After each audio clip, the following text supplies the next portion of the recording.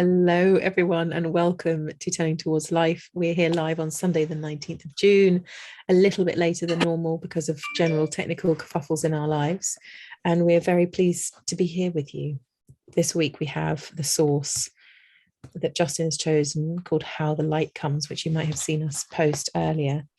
And we're going to do as we always do, which is to begin and see where this takes us. I want to say welcome to you all, wherever you are, whenever you're listening. You might be listening through Facebook, you might be listening through a podcast, and just so that you know, all of the text and the sources that we post, you can find them either on our website, turningtowards.life, and also in the show notes of any of the podcasts as well. So if you want to follow along and you want to prepare for being here by having the text with you, you can find the text, and we'll normally post it as we go live at the same time if you're listening through Facebook too. So Justin, thank you as always for choosing sources that, I mean, sometimes you've chosen sources that are ones that are familiar to me, but mostly you choose ones that are totally left field from my bookshelf. So I'm so glad of that. It's so lovely to feel and experience and receive a new something like this by Jan Richardson. Really extraordinary. You're so welcome. Well, I need to say thank you to Sunny, who sent this to me. That's how I know about it. So Sunny, thank you for getting this piece of writing in our orbit. I'm very, very pleased to bring it and very pleased to be here for another week in this practice. And let's just get into the practice. So I'm just going to call it up so I can read it.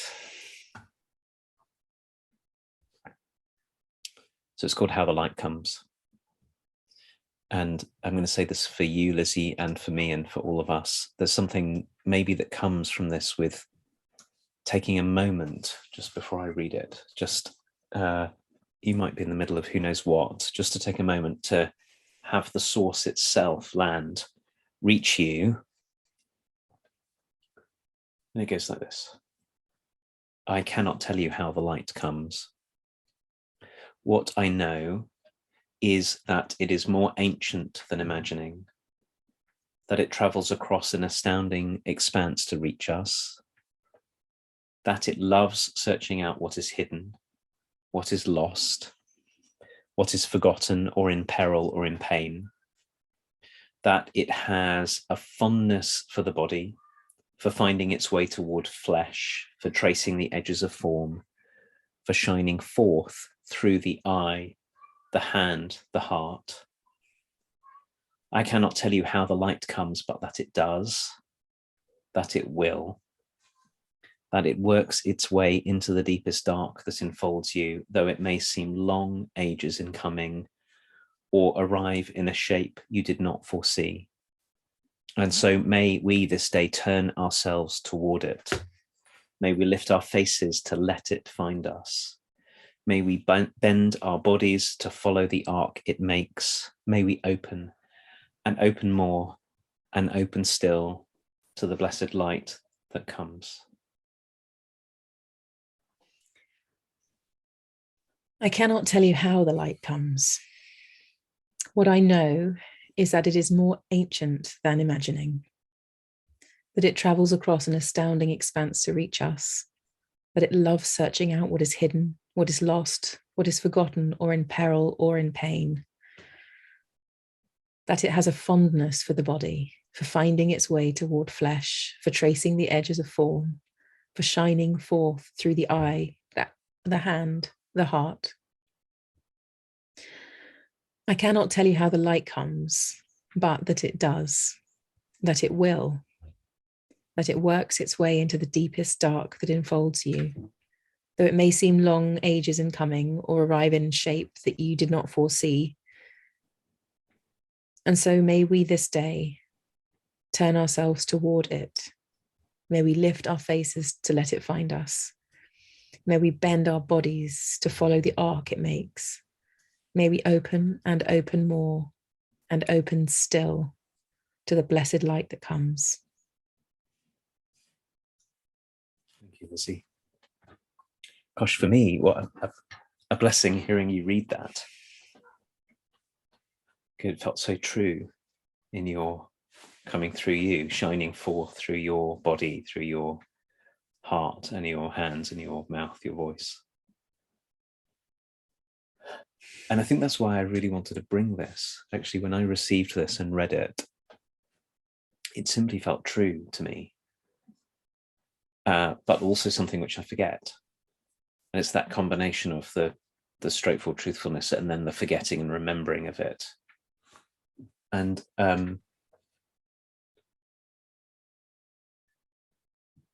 more and more as my life has gone on, and I think more and more that I spend time with people,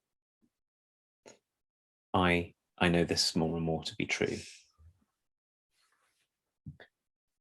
And it's such a counter to a pervasive narrative or understanding that many of us have grown up in the wider culture that we get to participate in, which is a sort of taken for granted story that the universe is cold and hard and meaningless, and that any meaning we find is something that we're just inventing or making up, that love is kind of made up and meaning is kind of made up and art is made up and care is made up. And really, when you get, if you sort of want to get to the real truth of something, you'd find that that's all, I don't know, evolutionary accident or something.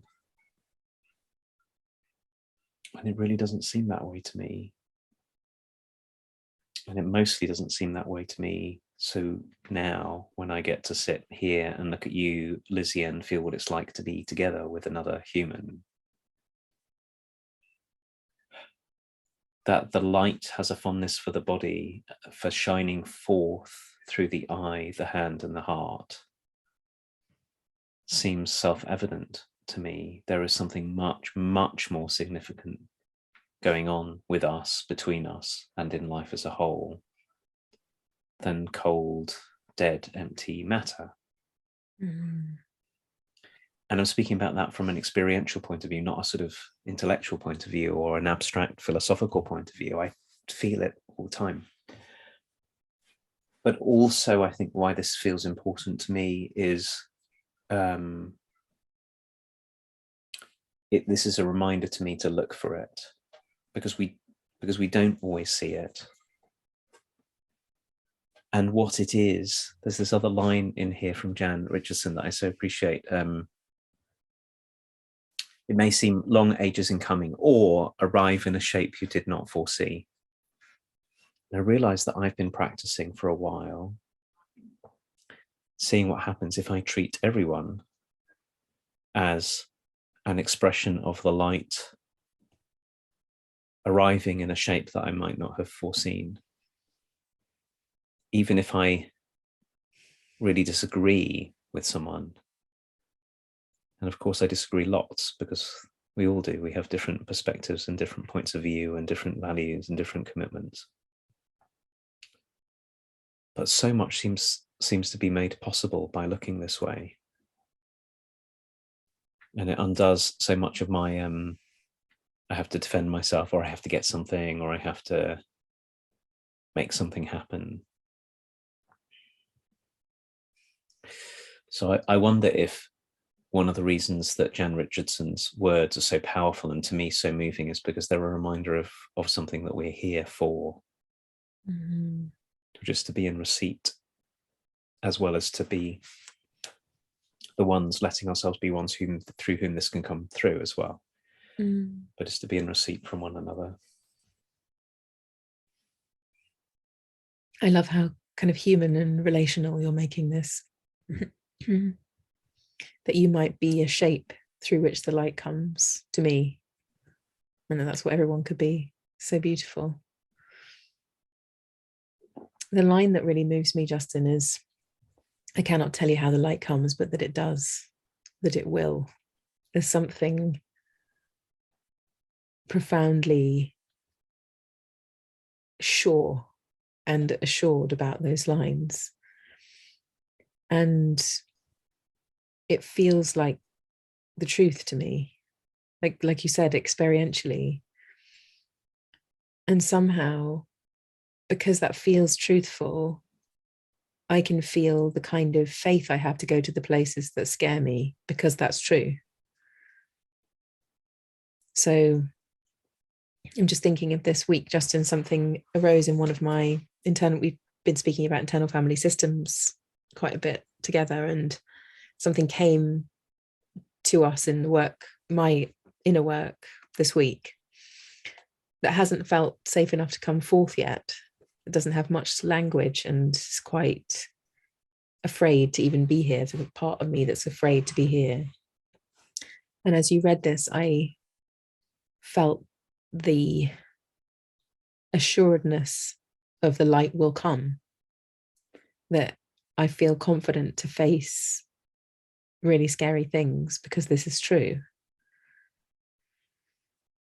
And so I feel really, I don't know, I feel really met by this.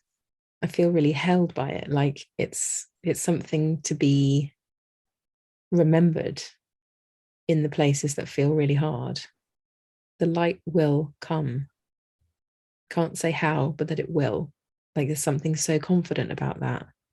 Something so trustworthy. And so I don't know, it feels like a kind of a call, like this last paragraph as well, a call to this recognition, a call to orienting that way anyway, even if it's not dark. Like and if it is too, and that it's also not personal. So it's more ancient than imagining. It's more ancient than my way of perceiving. It's an isness. It is the trueness of life, that light is here. And not only like physical light, but light on the inside or something. And so I may, if I may open to this light, the light of being, or I don't know what I would call it, the light of self, the light of essence, the light of Lizziness and Justinness, the light of life, I feel like it gives me more faith in general to be in the difficult, darkness that enfolds us sometimes, lots of the time, when it comes. And so this seems to me to be a story of faith. And also that it's not only faith, that it's like a declaration, like a declarative kind of faith, like the light will come. We don't know how, we don't know what shape, but it will. And it feels so excellent to have that in our narrative, our story about what it means to be human and what we can and can't do and what we can and can't face. I was very moved when you just said that. You said twice, the light will come. And it seems really, you were talking about what it is to find contact with enough of it that you can face the dark and you can face what's frightening inside you. And we all have that which is frightening inside us. And what's frightening between us and what's frightening about the world. I mean, gosh, right now, maybe the world isn't more frightening than it's been in other periods in history. It's getting into comparison is unhelpful, but there are lots of things to be frightened about. Threats to our safety, threats to the safety of others, threats to the safety of the ones who might come after us. There's lots for us to be frightened about. And so when we say, as you said, the kind of faith that the light will come, it doesn't seem to me that that's, at least the way I experience it, is it can't be the faith that everything's going to turn out all right. Well, certainly not the faith that everything's going to turn out the way I would like it to turn out. Because anyway, what all right is means lots of different things.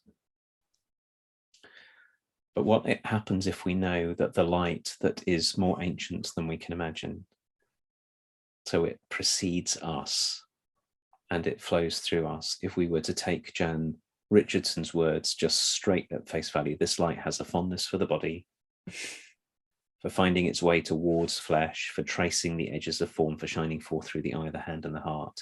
I cannot tell you how the light comes, but that it does, that it will.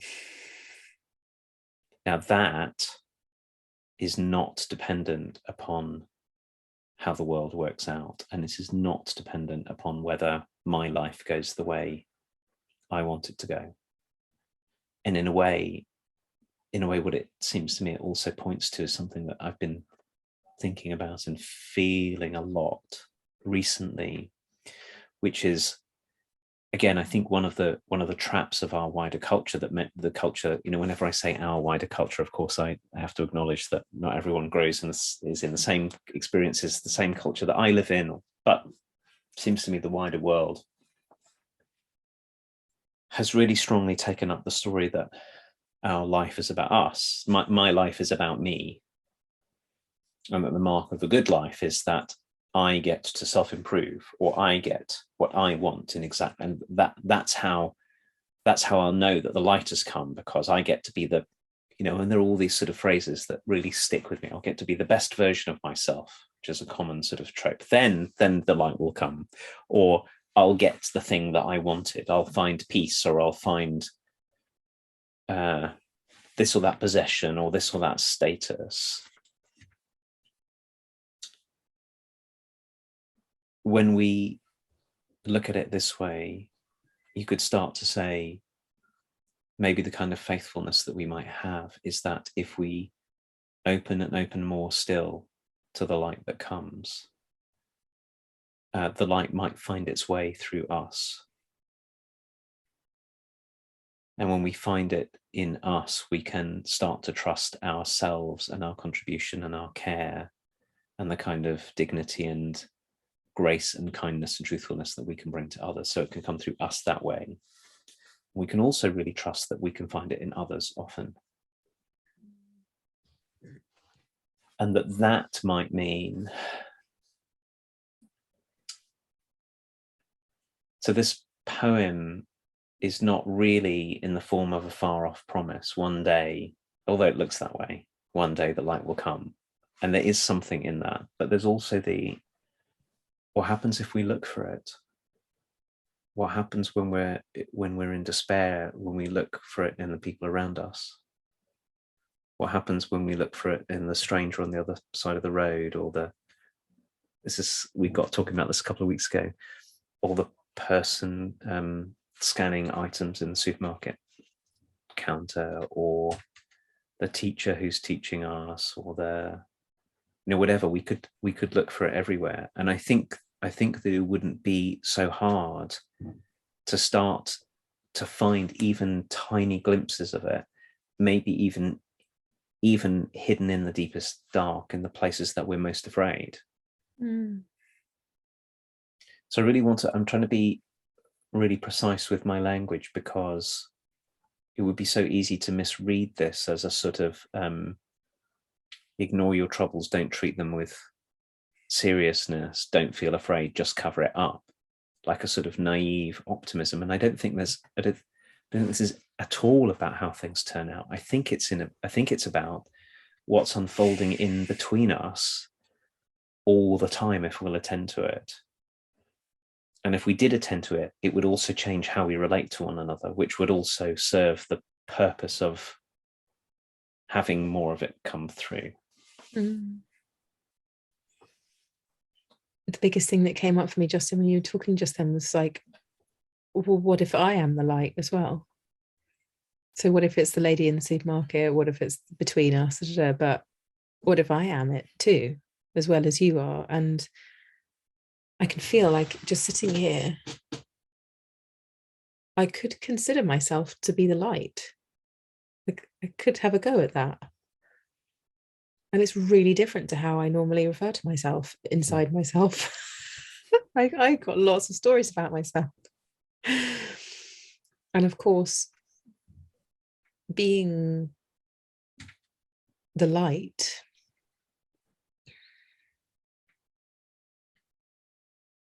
feels like an invitation. I don't know what that is. Like, I really don't. But in receiving this and listening to what you're saying, I can see that that would be a question to take into my quiet time. Like, I am the light. To have that accompany me when I encounter myself and be right here. And I think it's kind of speaking to this thing of, even if I confine my darkness, my twistedness, my manipulative side, my fearful side, the side that has not good intentions, you know, the difficult, shadowy stuff, how much easier it would be to face those parts if I knew I was the light. Like, in my experience in the moment, it seems like the light would be really helpful in those places, that it would have an interaction with those places, it would have power in those places, it would help me move into them and through them and be supported whilst facing them, instead of carrying on denying them or pretending that they weren't there. So I'm feeling really wondering about me. If I am the light, how does that then orient me to the things that are really difficult in myself, in my relationships, in my wider life? How does it change things if I'm the light? Feels like the question that this is bringing me today.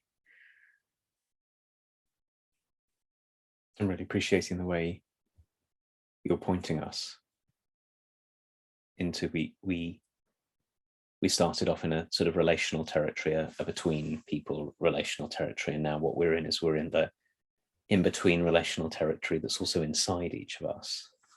And I could really feel there's a seems to me a very important possibility that you're naming, which is to acknowledge that we all have within us those parts of us that can act in ways that are manipulative of ourselves and of other people, that don't always have good intentions toward everyone, that there are shadow parts of us like that. And we've got choices. Once we start to see that, we've got choices. So one kind of choice that gets us into all kinds of difficulties is identifying with those parts. I am manipulative, I am selfish, I am whatever, which doesn't leave much room for there to be anything else of me if I'm that. The other way I could get into, which you also talked about, Lizzie, was I could get into denial about it. I could go, I don't have those, try to split them off from me, which doesn't make them go away. And boy, you know, some of the times I've been most manipulative of other people have been when I haven't been willing to look at the parts of me that are manipulative in order to try to stay safe or get what I want or whatever. And I go, no, of course, couldn't be me. And again, in order to do that, I have to have a sense of myself as in some way unable to hold. So either I'm identified with it because there's nothing in me that is anything other than that, or I've got no capacity to hold the shadowy parts of me, so I'll just try and deny them. But what if we make the move that you said, which is to know ourselves as the light, and the self that I am being, what if I take myself to be the one who is in receipt of this ancient something that travels across a standing space? And then I can go, so I'm the one who loves searching out what's hidden, what's forgotten or in peril or in pain. I'm the one who can let this shine forth. I can let it work into the deepest dark.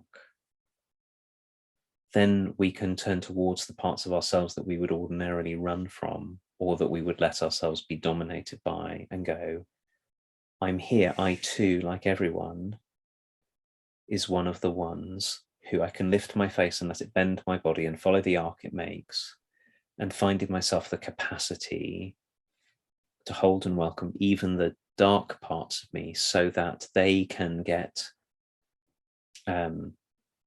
bathed in, supported by, met by the light. And then I don't have to either split them off from myself, and I also don't have to be flooded by them. And I think it seems so important to me, and so kind and truthful as a way of working with ourselves. And it must then also come with a knowledge that that's true of everyone. So I have to know this about myself, but then not make it into, well, let me tell you, I'm the light. At that point, of course, we're in trouble again.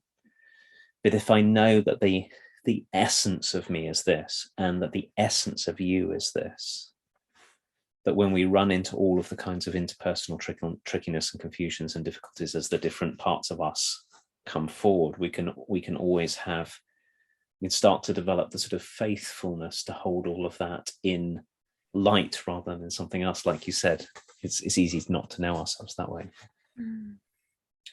I think that really changes how we can be with one another, as well as how we can be with ourselves. We can be less, particularly if we know that the light is ancient. In other words, it's not personal. I didn't make it. I got given it. I am it, but I got given it. The thing I'm noticing is nothing in my education, until I started to do the work that you and I do now, Lizzie, of which this is an expression, nothing ever taught me that. Not really. And I wish we did talk this way about what it is to be a human more, and call on the light that we each are to shine forth in the way that you're inviting. Yeah, and maybe it's quite hard for us to consider ourselves as the light, given the lack of education that's ever given us permission that we are that. And it seems to me that the more I can encounter myself as the light, the way more likelihood there is that I could encounter you as it. Like there's a sincerity about that. There's an integrity to that. It's not just counting myself out and seeing everybody out there as, well, that can't be me, but you, or, there's a kind of,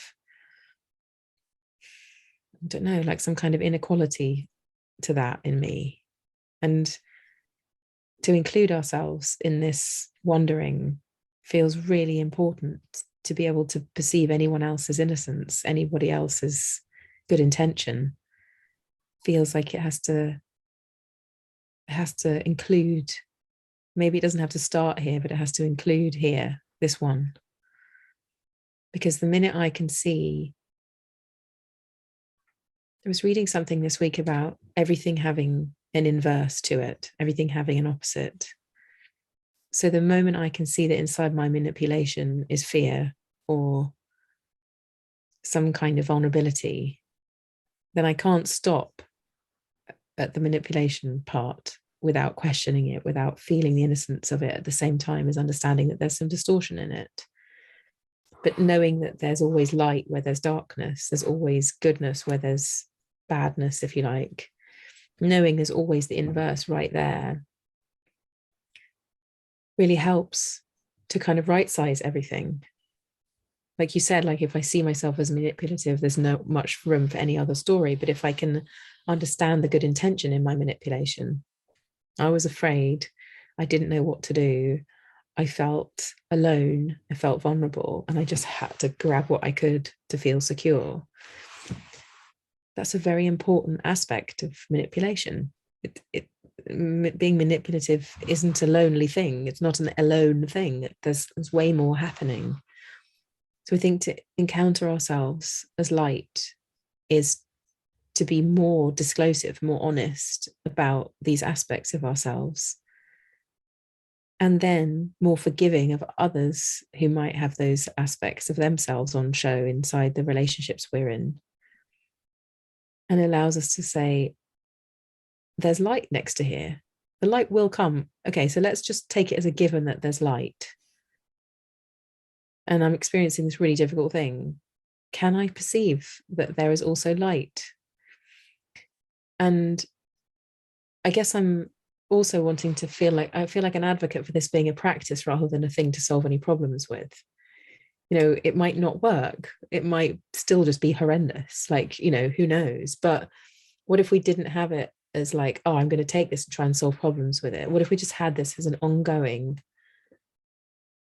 intention, an ongoing sincerity of intention to see that there was light, to see how it shifts our world, instead of using it for, oh, well, there's this horrible thing going on, I'm going to bring the light to it or something.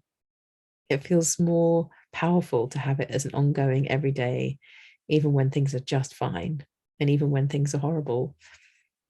What if we could just have this as part of our everyday wondering about life itself, that there is also light, there's always light, it will come, it does come, there's always light, just letting that be there at the same time as whatever, like you said, whatever the circumstances are, that can also be here.